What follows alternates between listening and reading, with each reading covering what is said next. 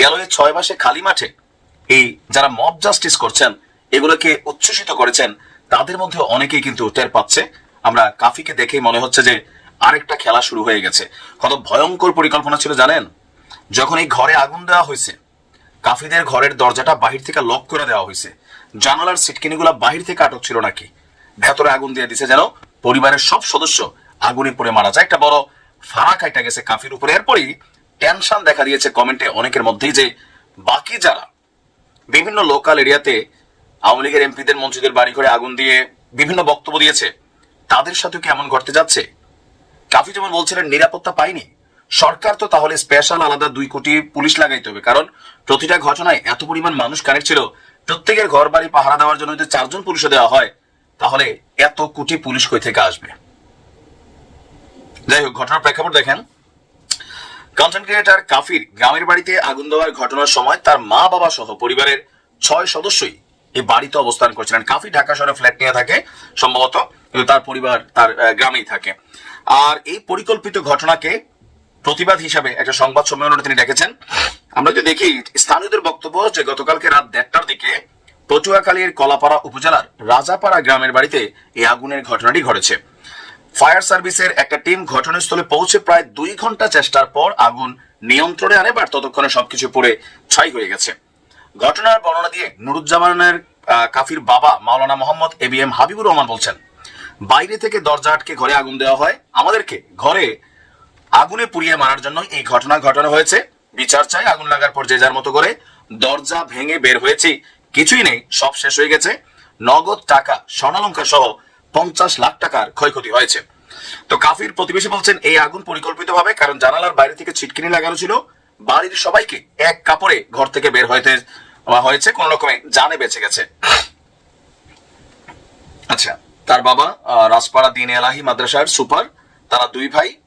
আর করোনাকালে কাফি আলোচনায় আসছে, আর এই অভ্যুত্থানের সময় আলোচনায় আসছে কি আসলে ঘটবে।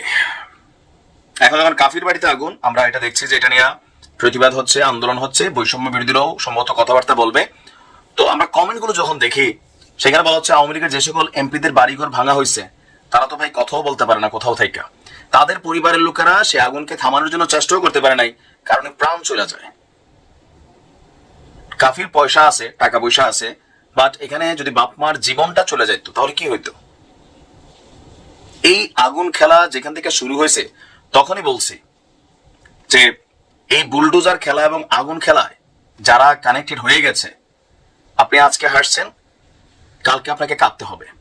একটু খেয়াল করাই দিই, আওয়ামী লীগ সরকারের ক্ষমতার সময় আপনার বেগম খালেদা জিয়াকে তার যে একটা নিবাস ছিল ক্যান্টনমেন্টের এরিয়াতে, সেখান থেকে তাকে পরিকল্পিতভাবে আওয়ামী লীগ সরকার বের করে দিছিল। তারপর শেখ হাসিনা একটা ভাষণের মধ্যে বলছিলেন, তখনই সিদ্ধান্ত নিয়েছিলাম যখনই সুযোগ পাবো বের করে দিব। এটা দাম্ভিকতার হাসি তিনি দিয়েছিলেন। আর আজকে যখন ধানমন্ডি 32 আগুন লাগছিল, আগুন দিয়ে জ্বালাই দেওয়া হয়েছে, তখন খালেদা জিয়ার সেই কান্নার ভিডিওটা সামনে আসছে। আবার শেখ হাসিনাও 32 আগুন লাগার পর কেঁদে কেঁদে একটা ভিডিও দিচ্ছেন।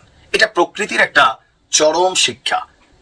শেখ হাসিনা খালেদা জিয়ার বাড়িটারে ধ্বংস করে দিয়েছিল, গুড়াই দিয়েছিল, ওনারটাও ধ্বংস হয়েছে কারো না কারো মাধ্যমে। দেখেন বিএনপি করতে পারে নাই ওই সময়, কিন্তু টেকনিক্যালি হয়ে গেছে। আবার 32-এ যারা আগুন দিচ্ছেন, কারণে অকারণে তাদের বাড়ি ঘরে আবার আগুন লাগা শুরু হয়েছে। আপনি খেলাটা রিপিটেড হবে এটা।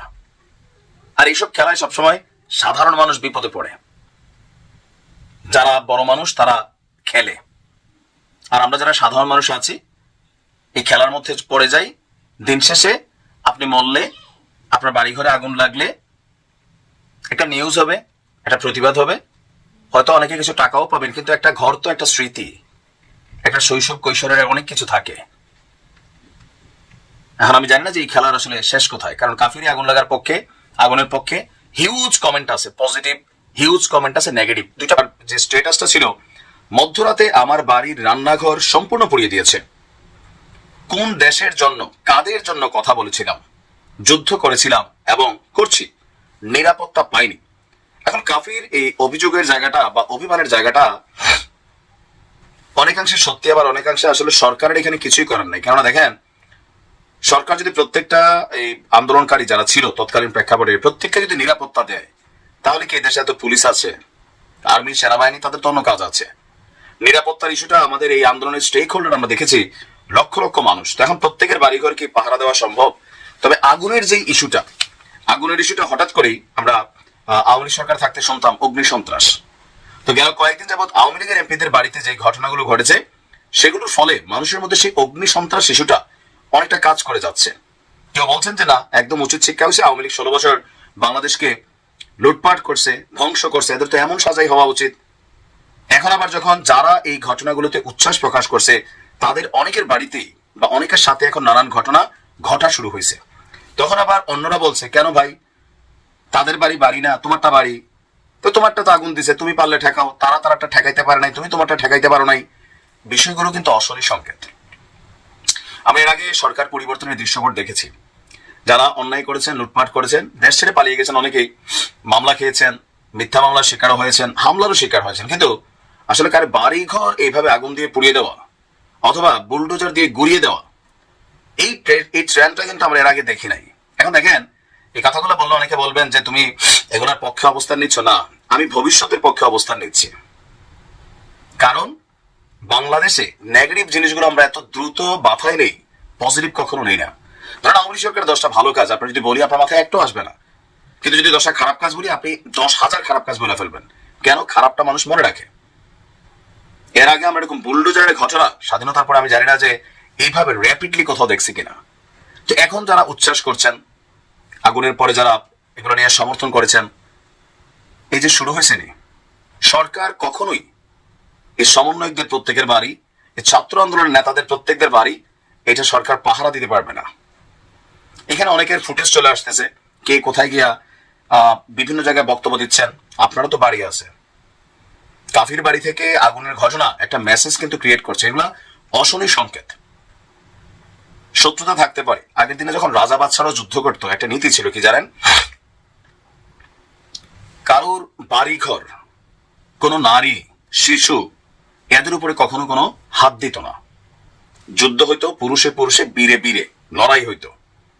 আর আজকের দিনে আইসা গত 15 বছর আওয়ামী লীগ অনেক ধরনের কর্মকাণ্ড করছে। অনেক আমাদের প্রশাসনকে ব্যবহার করে, বাবাকে পায় নাই, ছেলেকে তুলে নিয়ে আসছে, মারে তুলে নিয়ে গেছে, ভাইরে তুলে নিয়ে গেছে, স্ত্রীরে তুলে নিয়ে গেছে, এরকম অনেক ঘটনা ঘটছে। সেই ঘটনাগুলোর প্রেক্ষাপটে আওয়ামী লীগ সরকারের এই পতন ঘটেছে। এখন আবার যেই 5 থেকে 7 তারিখ পর্যন্ত সম্ভবত, তাই না, একটা ট্রেন্ড সব জায়গায় ছিল। এখন অনেকের মধ্যে আতঙ্ক দেখা দিচ্ছে। কাফির বাড়িতে আগুন লাগার পরে আমি কমেন্টে দেখছিলাম অনেকে টেনশন করছেন যে অপরাধীদের ধরা হোক। তো কেমনে ধরবে ভাই? এখন আপনি যে 10 জন মানুষের ধরে নিয়ে আসলেন, প্রকৃত অপরাধী কারা তাদেরকে আইডেন্টিফাই করার কোনো সুযোগ আছে? এই ট্রেন্ডটা ভালো না। আরেকজন প্রবাসী দেখছিলাম স্ট্যাটাস দিছে যে জুলাই অভ্যুত্থানে ধানমন্ডি 32 থেকে যখন ভাঙচুর হলো, ধানমন্ডি 32-এ লুটপাট হলো, শেখ হাসিনা যখন পালাই গেলেন, মানুষ খুশিতে এটা সেটা নিয়ে গেছে। তো একজন ভাই একটা লাকিজ নিয়ে বাড়িতে গেছিল মাথায় করে, নিশ্চয় অনেকেই পোস্টটা দেখছেন। তার বাড়িতেই গেল 2 দিন আগে ডাকাতি হয়েছে। তো তিনিও এরকম কাফির মতন মন খারাপ করে একটা স্ট্যাটাস দিচ্ছেন। দেখেন, খারাপ জিনিস যেটা, যে ব্যক্তি অপরাধ করছে তার বিচার 100% আমরা সবাই চাই। তো কারো বাড়ি ঘরে আপনি বুলডোজার চালাই দিবেন, আগুন লাগাই দিবেন, ব্যবসা প্রতিষ্ঠান পোড়াই ফেলবেন, ভাঙচুর করবেন, আপনিও তো আবার একটা ব্যবসা প্রতিষ্ঠান তৈরি করবেন। আপনার একটা বাড়ি আছে, আজকে আপনি তার ঘরে আগুন দিবেন, কালকে আপনার ঘরে আগুন আসবে। আমরা প্রতিশোধ পরায়ণ জাতি ভাই, এটা বাস্তব না? বাস্তব তো। আমার কথাগুলো যে পারসেপশনে নিতে পারেন, যে অন্যায় করছে, জুলুম করছে, অত্যাচার করছে, তার বিচার সুনিশ্চিত হওয়া জরুরি। কিন্তু তার সম্পত্তি, পরিবার, ঘরবাড়ি, অ্যাসেট, এগুলো রাষ্ট্রের সম্পত্তি। আপনার যে পার্সোনাল প্রপার্টিটা, এটাও কিন্তু রাষ্ট্রের সম্পত্তি। একটা এলাকায় আমরা গেলাম, একের পর এক বিল্ডিং, এলাকাটা উন্নত, তো সেই বিল্ডিং গুলো যদি একের পর এক ভাঙ্গা দেয়, এটা তো ভাই ফিলিস্তিনের গাজার মতো লাগবে। আজকে যে সকল আওয়ামী লীগের নেতাকর্মী, এমপিদের বাড়িতে লোকাল পিপলরা হাত দিছে, কখনো 10 বছর পরে হোক, 20 বছর পরে হোক, আয়সা প্রথম যে কাজটা করবে, তৎকালীন সেই সরকারের পতন হবে বা সরকার পরিবর্তন হবে, বিএনপি থাকুক, জামাত থাকুক, দেখবেন যে একদিনে পুরো বাংলাদেশ যে ধ্বংসস্তূপে পরিণত করছে। তখন আমরা কথা বলতে গেলে কি বলবেন? আজকে যদি কথা না বলি, তখন তো আপনারা কথা বলেন না এগুলো নিয়ে, আমরা সেই জন্য বলছি। কারণ এই খেলাটা কখনো পজিটিভ কোনো রেজাল্ট আনে না। আজকে হয়তো আমার কথাগুলো আপনার কাছে মনে হবে ফেসিস্টের দোষর, এই না সে না, কিন্তু আগামী 10 বছর পরে মনে হবে যে ভাই আপনি তো আমাদের পক্ষেই কথা বলতেছেন। অন্যায় প্রশ্রয়ের পক্ষে না, কিন্তু কারোর বাড়িতে গিয়ে আপনি যে মব জাস্টিস করছেন সেটাও আমরা সাপোর্টিং না। আজকে বিএনপির যে সকল নেতাকর্মীরা, জামাতের যে সকল নেতাকর্মীরা উচ্ছ্বাস প্রকাশ করছেন, লোকাল পিপলের মধ্যে অন্যান্য যারা আছেন, প্রত্যেকটা এমপি লোকালি অনেক পাওয়ারফুল। মিডিয়ার এই যুগে সবার ছবি ফুটেজ থেকে যাচ্ছে। ভয়ঙ্কর একটা দিন আসবে। আওয়ামী লীগের আগে সতর্ক করতাম, জানেন, ডিজিটাল নিরাপত্তা নিয়ে ঝুলাই দিছিল, এগুলো বলার কারণে সরকার বিরোধী কন্টেন্ট তৈরি হয়ে গেছি। কিন্তু এখন আওয়ামী লীগের তারা আমার কমেন্টের ভিতরে বেশি আসেন, ভাই আপনি সঠিকটা বলতেছেন, এটা প্রকাশ করেন, সেটা কিন্তু তখন বলতেন তুই দেশে তোর বাটাম দেব। বুঝতে পারছেন? আমাদের জায়গা থেকে আমরা কোনো স্পেসিফিক দলের পক্ষে দালালি করি না, কোন দল থেকে পেইড এজেন্ট না। যেই দলেরই ভালো কাজ এটাকে ভালো বলার চেষ্টা করি, খারাপ কাজ এটার নিন্দা করার চেষ্টা করি। তো যার বিপক্ষে যায়, যারা ক্ষমতায় থাকে, সবসময় আমাদেরকে শত্রু মনে হয়, মনে হয় যে তাদের দুষ্টুরিটা সামনে ধরে আনতেছি, কিন্তু না, ভবিষ্যতের জন্য বলতেছি। আজকে কাফির সাথে যেটা হয়েছে এটা উচিত হয়নি, বাট বিপরীত পক্ষে